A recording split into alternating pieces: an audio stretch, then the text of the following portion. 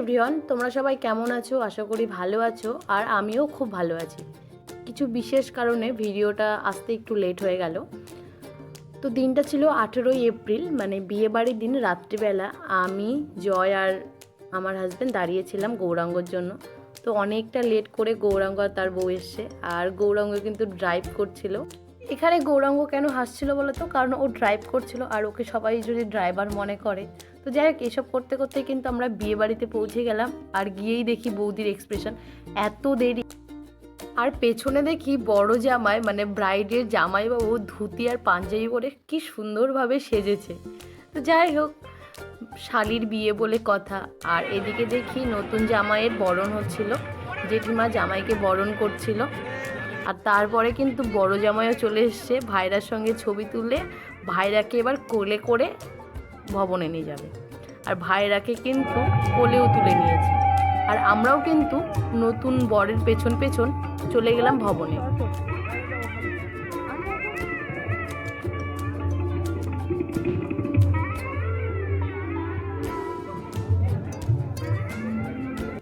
নতুন জামাইকে অন্য একটা ঘরে বসতে দেওয়া হয়েছে, আর এদিকে কিন্তু ব্রাইড সুন্দর করে সেজেছে। আর এদিকে দেখি পোস্ত ধুতি পাঞ্জাবি পরে সুন্দরভাবে সেজেছে। পোস্ত কিন্তু ব্রাইডের একমাত্র ভাগ্নে, মানে দিদির ছেলে। তো এইদিকে দেখি ব্রাইড রানী কালারের শাড়ি পরেছে। ব্রাইড কিন্তু রেড কালারের কোনো টাচ রাখেনি, এমনকি প্যান্ডেল ডেকোরেশন সবটাই কিন্তু পিঙ্কের মধ্যেই রেখেছে। তো আমার খুব ভালো লাগলো এই ব্যাপারটা, ইউনিক রানী পড়েছে। তো যাই হোক, যেহেতু বিয়ের লগ্ন ছিল 12টায় আর তখন বাজে 12:15।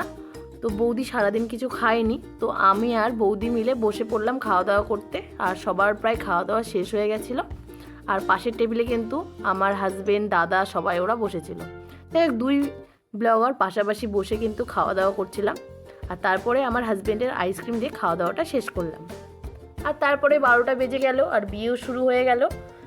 প্রথমে কিন্তু জামাইকে বসে কিছু নিয়মকানুন থাকে, সেগুলো করতে হয়। আর তারপরে কিন্তু ব্রাইডকে নিয়ে যাওয়া হয়। আর এখানে কিন্তু ব্রাইডের ডাক পড়ে গেছিলো জন্য ব্রাইড কিন্তু পিঁড়ির ওপরে বসে পড়েছে। আর তারপরে কিন্তু ব্রাইডকে নিয়ে আসা হবে।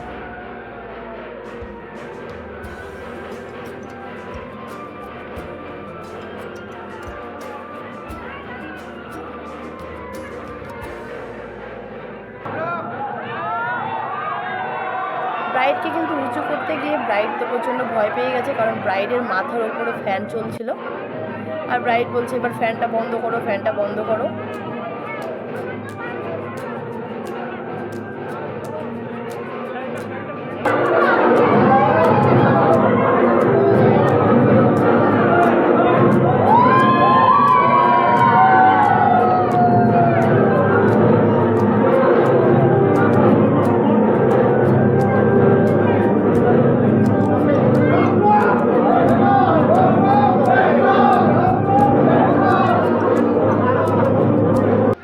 সাত পাক শুভদৃষ্টি মালা বদলের পর তারা বিয়েতে বসে পড়েছে। আর বিয়েতে কিন্তু প্রথমেই কাঠছড়াটা বেঁধে তারপরেই কিন্তু বিয়ের সব নিয়মকানুন হয়। তো বিয়েটা যেহেতু একদিনে ছিল, তো তার কারণে কিন্তু সেই দিনই ছিল সিঁদুরদান। আর আমি একটু মাঝে ব্যস্ত হয়েছিলাম। আর মেন পার্ট যেহেতু সিঁদুরদান, তো সেই কারণে কিন্তু সিঁদুরদানের সময় চলে এসেছি।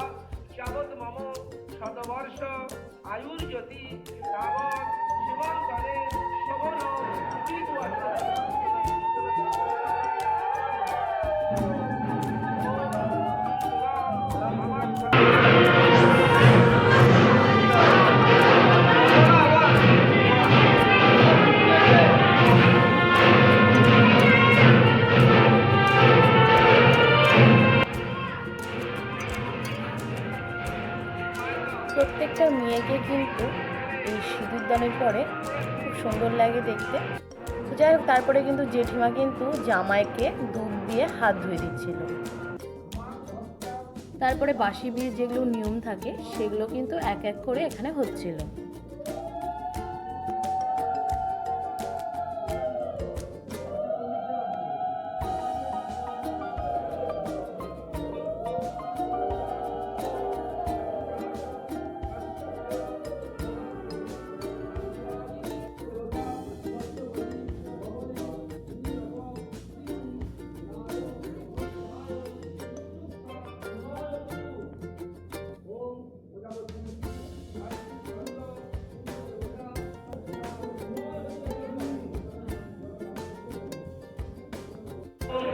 भूरवे स्वाहा ओम परापर भूरवे स्वाहा ओम सर्वृष्टि भूरवे। বিয়ে কিন্তু প্রায় শেষের দিকে, তো তখন আমি জেঠিমা তারপরে বৌদি ওদেরকে টাটা করে দিলাম। আর এদিকে দেখি পোস্ত চেঞ্জ করে নিয়েছে ধুতি পাঞ্জাবি, কারণ পোস্তর প্রচণ্ড ঘুম পেয়ে গেছিলো। তখন বাজে রাত্রি 2টো। তো সবাইকে টাটা বলে আমরা কিন্তু বাড়ি চলে যাচ্ছিলাম। আর তারপরে আমাদেরকে বাড়ির সামনে নামিয়ে দিয়েছে। আর এখানে তারপরে গৌরাঙ্গর বউ টাটা বলে গৌরাঙ্গ আর তার বউ কিন্তু চলে গেল। আবারও পরের দিন সকালবেলা চলে গেছি, কারণ পরের দিন সকালেই ছিল বিদায়, কারণ শিলিগুড়িতে বাড়ি ছিল আর সন্ধেবেলা পৌঁছতে হবে আর যেতে সারাটা দিন লাগবে। তো সেই জন্য কিন্তু সকাল সকালই বিদায় হয়ে যাবে। তো এখন হচ্ছে আশীর্বাদ পর্ব, এক এক করে সবাই আশীর্বাদ করবে।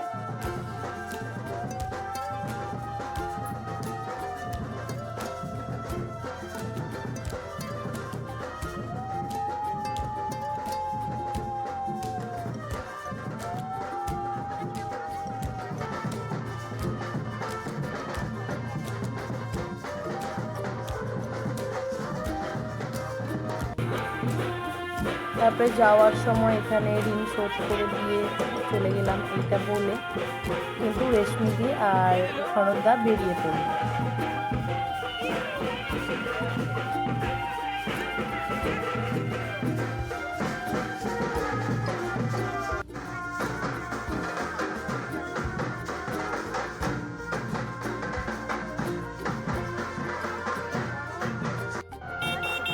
দেখি এখানে দুই বোন মানে বৌদি আর রেশমি দুজনকে জড়িয়ে ধরে একটু সান্ত্বনা দিচ্ছি। এইভাবেই কিন্তু রেশমিদির বিয়েটা আমরা কাটালাম। তো ভিডিওটা তোমাদের কেমন লাগলো অবশ্যই জানিও। ভালো লাগলে লাইক কমেন্ট শেয়ার করে দিও। ফেসবুকে দেখলে ফলো করে দিও, আর ইউটিউবে দেখলে আমার চ্যানেলটা সাবস্ক্রাইব করে দিও। তো আজকের ব্লগটা এই পর্যন্ত, দেখা হচ্ছে নেক্সট কোনো ব্লগ নিয়ে। ততক্ষণ সবাই ভালো থেকো, সুস্থ থেকো, টাটা।